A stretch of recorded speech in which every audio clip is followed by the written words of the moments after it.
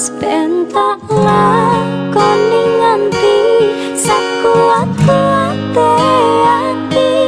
pesenku mung siji sing ati-ati iso ku mung mandeng esok tekan sonten mergo sadar diriku lo dudu sinten-sinten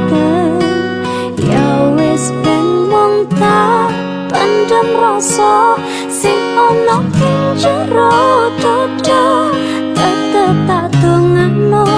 muga urip mulya iso